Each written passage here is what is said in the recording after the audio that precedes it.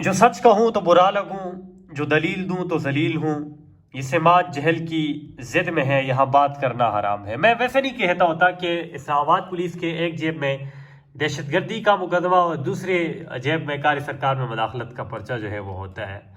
یہ خطیب ہے لال مسجد کے سابق خطیب مولانا عبدالعزیز صاحب، اور ان پہ دہشت گردی کا مقدمہ درج کر دیا ہے، اور بتایا یہ ہے کہ جو خطیب صاحب ہیں مولانا عبدالعزیز صاحب اور ان کی اہلیہ ام حسن کے خلاف انسدادی دہشت گردی ایکٹ سمیت مختلف قوانین کے متعدد دفعات کے تحت الگ الگ مقدمات درج کر لیے، اور یہ بتایا ہے کہ انہوں نے اپنے خطبے میں مسلح افواج پر تنقید کی ہے، اور تنقید کے بعد یہ مقدمات جو ہیں یہ درج ہوئے ہیں۔ یاد رکھیں کہ اسلام آباد کی سپریم کورٹ کی عدالت نے یہ کہا ہے کہ آپ لوگوں کو دہشت گردی میں فرق نظر آنا چاہیے کہ دہشت گردی کس چیز کو کہتے ہیں۔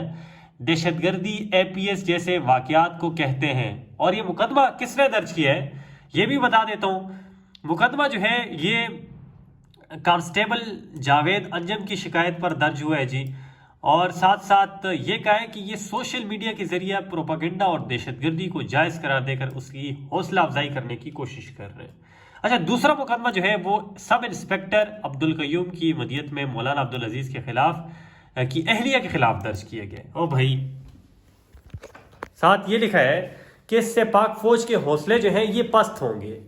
پاک فوج پر اگر کوئی تنقید کرے گا، اگر وہ کوئی ادھر ادھر کا کام کرے گی، اگر وہ کوئی غلطی کرے گی، تو اس پر پھر آپ دہشت گردی کے پرچے دے دیں گے، اس پہ اس کو لوگ دہشت گرد بنا دیں گے۔ میں اب اگر آپ پہ تنقید کر رہا ہوں، اگر آپ کوئی لوگ غلط کام کر رہے ہیں، خیر ویسے تو آپ لوگ نہیں کرتے ہیں، لیکن میں ویسے کہہ رہا ہوں اگر آپ لوگ غلط کام کر رہے ہیں تو آپ پہ اگر کوئی تنقید کرے گا تو آپ لوگ مجھ پہ دہشت گردی کا پرچہ لگا دیں گے، یا کسی اور پہ آپ لوگ دہشت گردی کے پرچہ ڈال دیں گے۔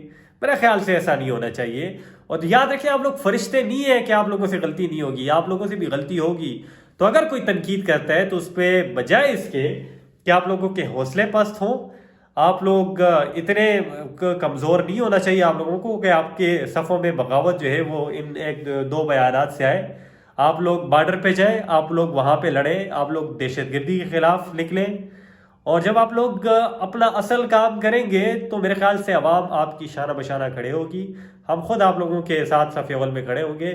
لیکن جب آپ ادھر ادھر کے کام کرنے لگ جائیں گے، بے جا تنقید پر مقدمات کے حوالے سے کہیں گے، اور ساتھ ساتھ ملک میں جو پولیٹیکل انسٹیبلٹی ہے وہ بھی آپ لوگوں کی وجہ سے ہے۔ میں یہاں پر سچ کہہ رہا ہوں، اور اگر کوئی آ کے سوشل میڈیا پہ آپ لوگوں کے خلاف نہیں کہہ رہے یا آپ لوگوں پہ بات نہیں کر رہے، وہ اس لیے کہ ڈر رہے آپ لوگوں سے کہ آپ اٹھا دیں گے، آپ پرچے کروا دیں گے، ایف آئی اے بلا دے گی۔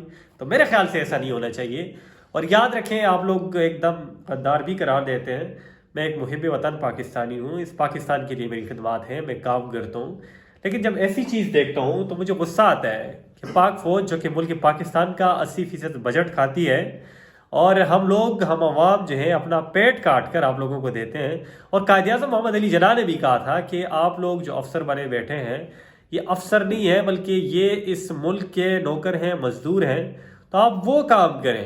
اور اس کے ساتھ ساتھ آپ لوگوں کو بتاتا جاؤں کہ ایسے مقدمات سے دور رہیں، اور اسلام آباد پولیس بھی شرم کریں، تھوڑی سی حیا کریں، اس طرح کے مقدمات نہیں ہونے چاہیے۔ ایک دم آپ دہشت گردی کے پرچے جو ہیں وہ بنا دیتے ہیں۔